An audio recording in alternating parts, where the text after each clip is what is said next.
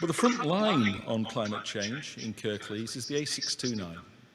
It's that scheme. It's the over 100 trees which are going to be removed as a result of the council's scheme, of the actions. And when you look at that scheme, and you look at some of the comments that have come in from the council's own tree officer, he says, with relation to this scheme, the proposals for the Blacker Road Junction and Cavalry Arms Junction are contrary to the Kirklees local plan policies, as they have a significant impact upon the character and setting of the area and will harm public amenity for many years. He also questions the carbon impact assessment.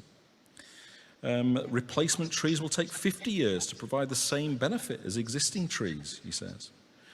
So there's some real concern there, and he also casts doubt on the carbon impact assessment. And when you look at Kirklees Climate Commission's report into the council's own carbon impact assessment, the Kirklees Climate Commission, which is a critical friend of the council, concludes in summary, without an appraisal detailing the whole life benefits or disbenefits of the scheme, and without having a Kirklees-wide roadmap in place setting out year-on-year emission savings, it's impossible to state whether any of the benefits predicted as part of the A629 will support Kirklees in meeting its objectives. So here, if you read through this document, it says basically that the carbon impact assessment that the council has put in its planning application is not worth the paper it's written on. And in fact, I believe one of the comments was, did you actually pay for this?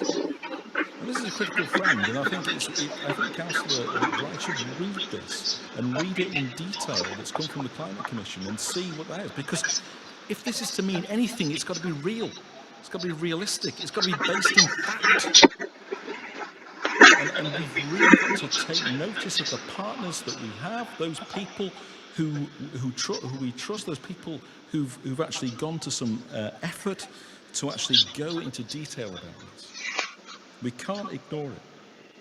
We have the Woodland Trust saying that the A629 scheme is actually something that goes against both national and local policy. 30 seconds.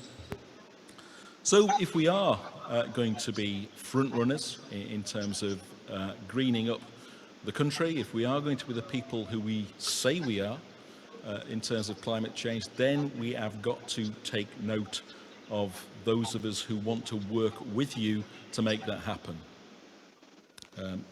This cannot be ignored or made to look like something it isn't. Thank you, Councillor Cooper. Councillor Bolt.